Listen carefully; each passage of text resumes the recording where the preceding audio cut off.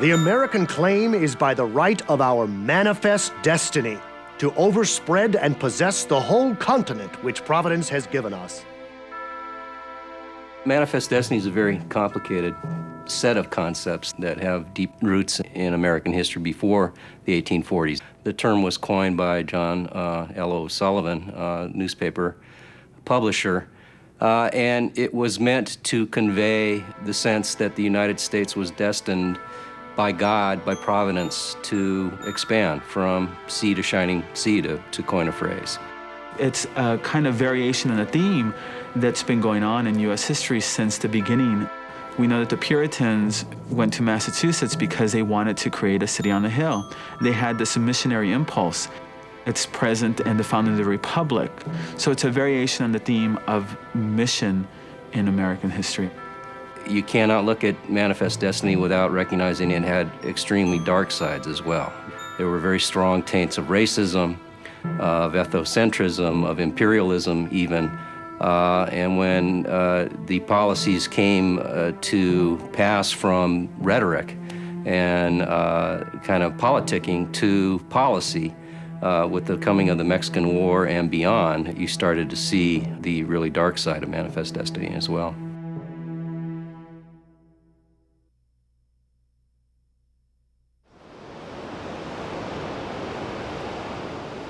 The nation that possesses Oregon will not only control the navigation of the Pacific, but the trade of China itself.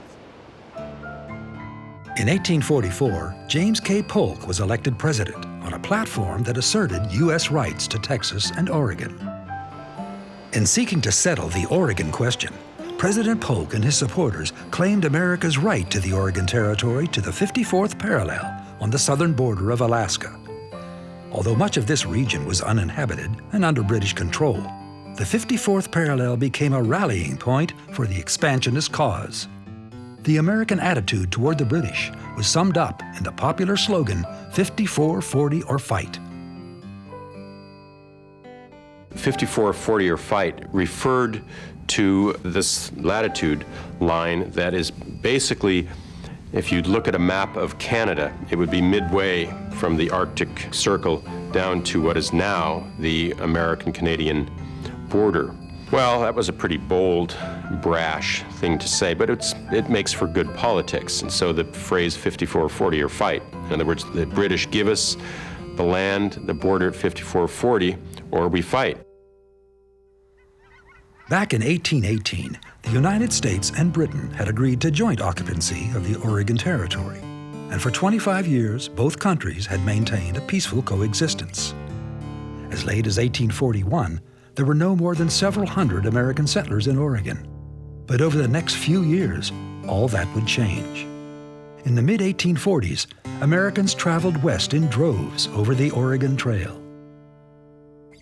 As people began to move in here, word was sent back east, and that just fanned the flames and the interest to move out here. The Oregon Trail experience perhaps is the archetype of this whole American story of being able to pick up roots and move to a new place and start again.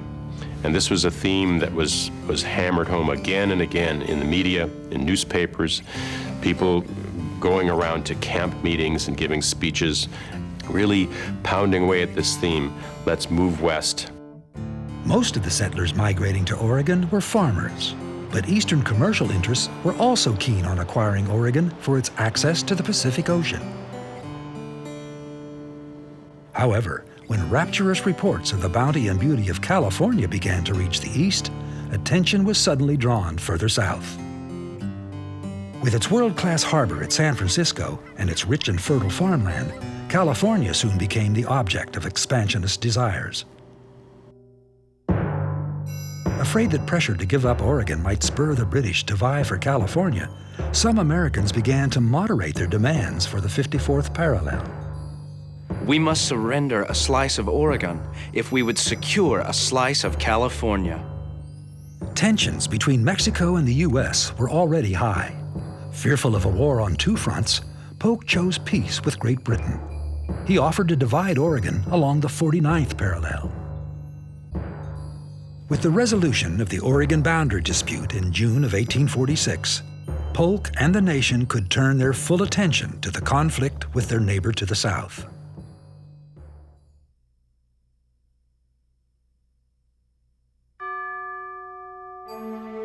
In 1844, the country was split over the question of the annexation of Texas. Democrats generally supported it, and Whigs were generally opposed. But sectional differences over the extension of slavery complicated the issue. The southern states desire the annexation of Texas to the Union to strengthen their position geographically and politically. We of the North and East say we already have more territory than we know what to do with, and more slavery within our borders than we choose to be answerable for before God and man. Texas had been an independent slave-holding republic since 1836. But neither slavery nor independence had been part of Mexico's original plan for its northeastern province. Initially, the Mexican government encouraged foreign settlers with the offer of cheap land and exemption from taxation. It was very, very difficult to encourage people to actually settle these very harsh terrains of the American Southwest.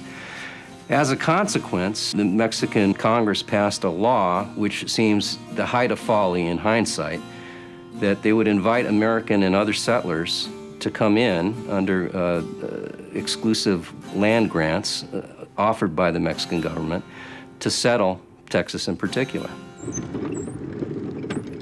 As a result, thousands of Americans and their slaves, by the way, even though this was supposed to not happen under the law, began to settle Texas as what was hoped to be a buffer against further encroachment of Americans from the East and other settlers for that matter. The first Anglo settlers arrived in Texas in the early 1820s. Led by Stephen F. Austin, 300 families settled on the Brazos River. But by the late 1820s, some 20,000 Americans had crossed the border to live in Texas. In contrast, the Mexican population of Texas was less than 4,000. Texas is Mexico's most valuable possession.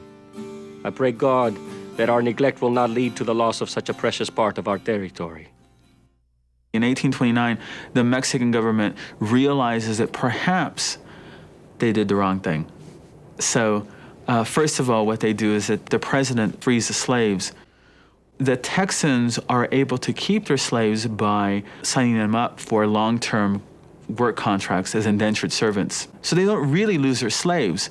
The other thing, though, that they do, the Mexican government in 1830 decides that U.S. immigration will not be allowed anymore. Over the next few years, relations grew strained between the central government and the outlying province. And when Mexico tightened its control over Texas, the anger of Anglo settlers was aroused. When the Mexican government attempted to clamp down and enforce the provisions of the law, this created the spark that ignited the revolt in Texas. The same kinds of tensions paradoxically affected the Mexican Spanish-speaking people who lived there also. Many Spanish-speaking people, in fact, sided with Stephen Austin and Sam Houston and those people based on their tensions with the government in central Mexico. Citizens of Texas, your rights must be defended. The oppressors must be driven from our soil.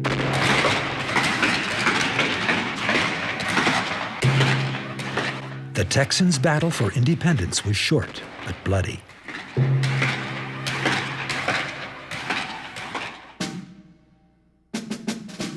Almost immediately after gaining its independence, Texas petitioned the United States for statehood.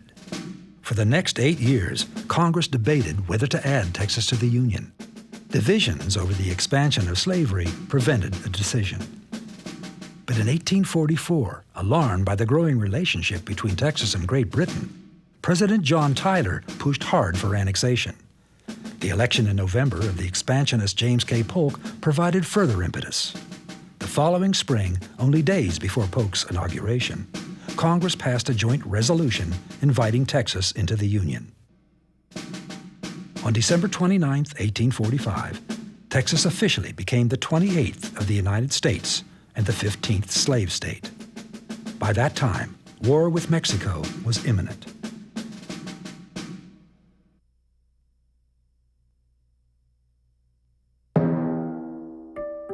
By 1846, war between the United States and Mexico seemed unavoidable. But neither side wanted to appear the aggressor. Who would make the first move?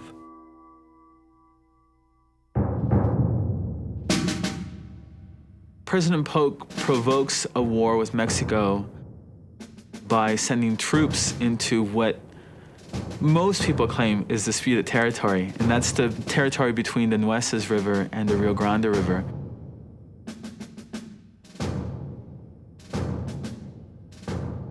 The Mexican army is at the Rio Grande. They see the Americans cross over into what they see as Mexican land, and they attack them. And they kill 11 Americans and wounded several others. So what happens is, since Polk is claiming that the border is the Rio Grande, and the Mexicans are claiming it's San Nueces, what Polk is able to say then is that the fighting took place on American land. After repeated menaces, Mexico has passed the boundary of the United States and shed American blood upon the American soil. The notion that Polk provoked the Mexican War is, I would think, controversial. I think a better case could be made for the fact that Mexico provoked a war with the United States. From the moment that the annexation was carried through, Mexico threatened war against the United States. On April 24th, 1846, General Arista, the Mexican general, declared that hostilities against the United States have begun, and at that point, this Mexican army crossed the Rio Grande and invaded Texas. So what is Polk to do? He felt that the Constitution enjoined him to defend a state of the Union against invasion from a foreign power. He had no choice. If you think of how the war is described in Mexico, it is known as the War of North American Invasion. I think from the point of view of the government, the governing elite of Mexico at the time, whose prestige was tied into notions of sovereignty, as all governments are, the choice was really clear. There was no question that the territory had to be defended, and this is really what had been taking place all the way back to the Texas Revolution. With regard to the common people, though, too, I believe that there was a deep sense of outrage and injustice and a sense of American aggression and imperialism.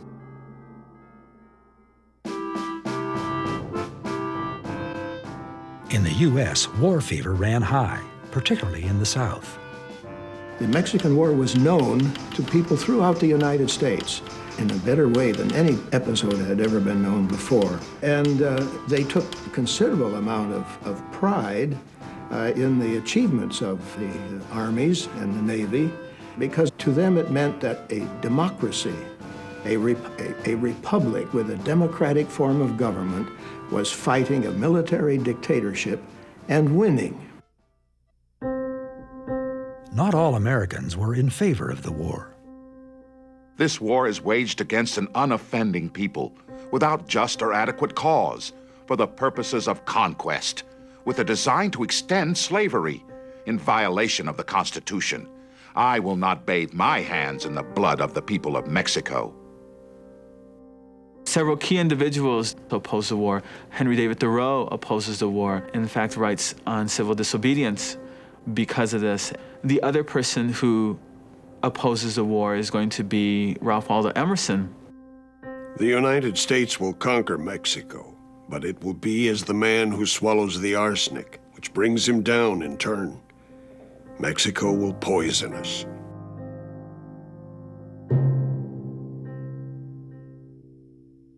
Despite opposition at home, the United States quickly adopted an aggressive military strategy. Polk sent armies deep into Mexican territory. There's a three-pronged offense of Mexico. First, there's the Army of the West that goes into New Mexico and very easily defeats the New Mexicans. So then that army eventually goes to California and wins several battles there. And then there's the Army of the North that goes into Chihuahua in northern Mexico. Again, by early 1847, is able to capture Chihuahua, most of northern Mexico. And then there's the Army of the Occupation. And the Army of the Occupation under Winfield Scott goes down to Mexico, lands in Veracruz, and basically takes the same route that Cortez took to get to Mexico City.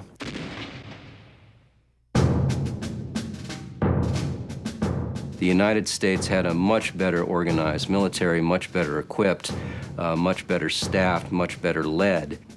Many of the most famous military commanders, Robert E. Lee, Ulysses S. Grant, various other famous American generals of the Civil War, really cut their teeth in warfare in the Mexican campaign. So I think that in and of itself was the primary reason for the overwhelming of Mexico and the forced capitulation.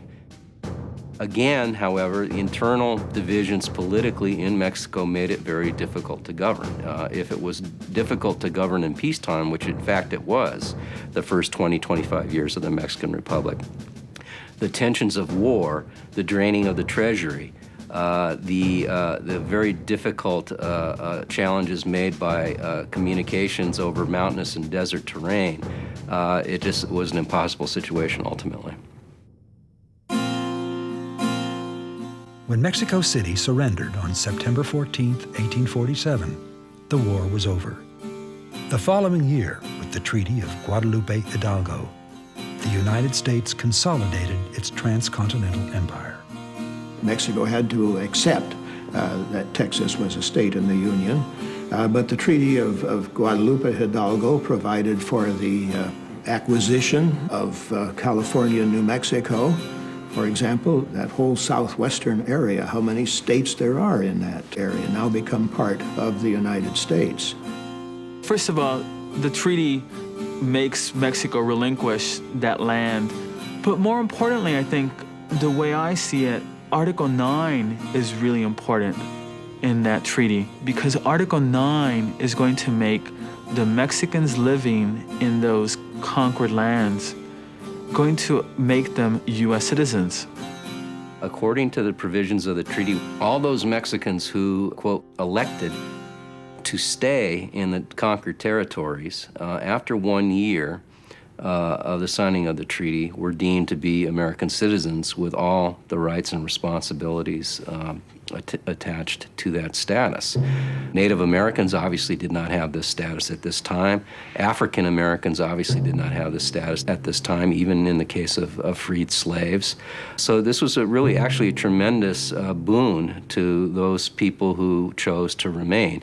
The other provision that's important in the Treaty of Guadalupe Hidalgo is actually is an article that's not there, and that was Article 10. What Article 10 was supposed to do was supposed to guarantee Mexican land rights. And what the United States government does is that it omits Article 10 and basically says that even though you will not be guaranteed your land rights, if they are in dispute, you can bring those disputes before American tribunals and you will be given a fair hearing. Now what that does then is that it opens Mexican land to squatters, basically. Squatters look at Mexican land as public domain.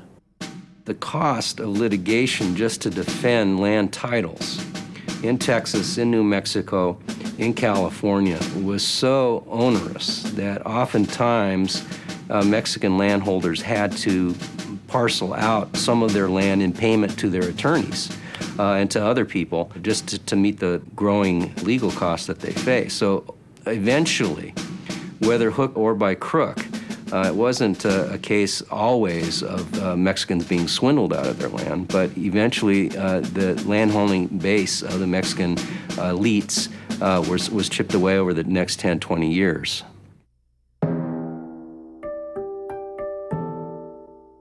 With the ratification of the treaty, the Mexican and Indian populations of California and New Mexico suddenly lived in a new country. Under the new regime, Mexicans were marginalized and discriminated against by Anglo settlers. For Indian peoples, over whom Mexico had exerted only minimal control, the change would bring war, loss of autonomy, and near extinction. For both Mexico and the United States, the war would have significant long-term consequences.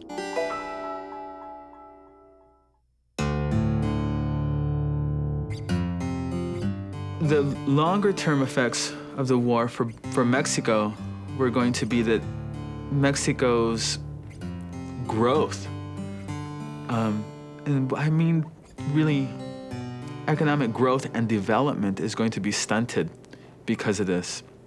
And the other thing that's going to happen is that it's going to create the relationship that exists today between the United States and Mexico, an unequal relationship, one where Mexico is dependent on the United States. Now, for the United States, the long-term effects were going to be that now the United States had a group of people that had belonged to another nation within its borders. That group of people that are going to be very different from most other people in the United States. So you have a whole group of people that have more in common with Latin America than the rest of North America within the borders of the United States.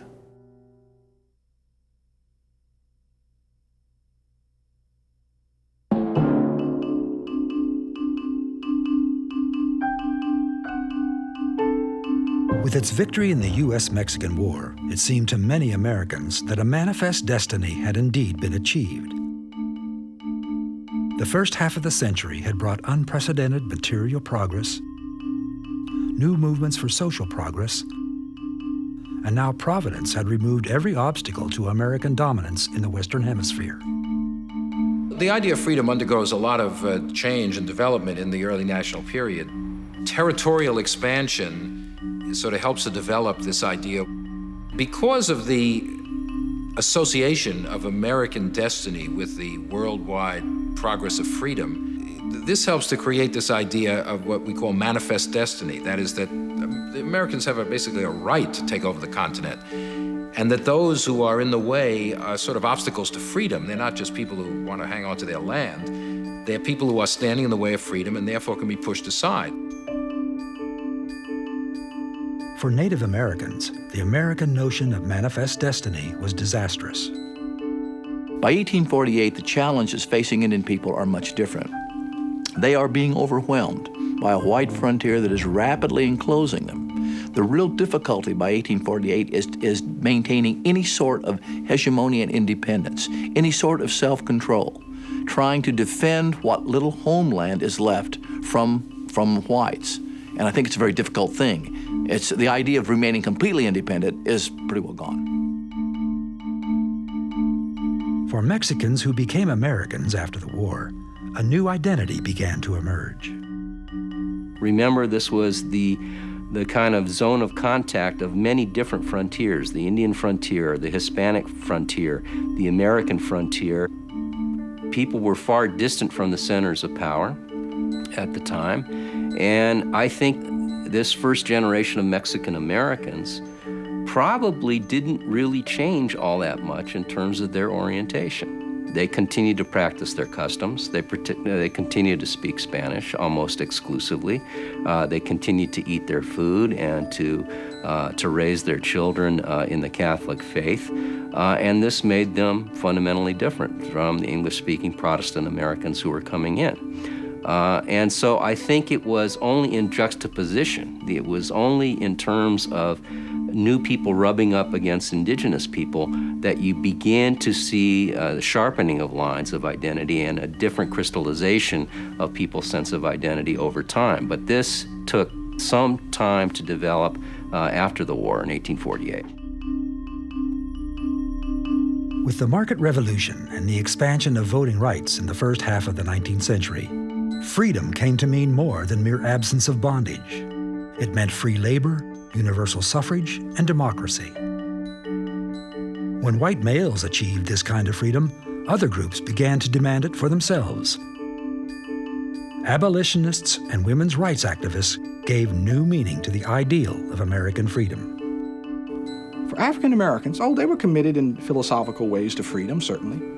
But it's something different when you've got a mother, a father, a sister, a brother, some close friend or relative who is actually a slave. From the standpoint of African Americans, abolition was more than just a philosophical commitment.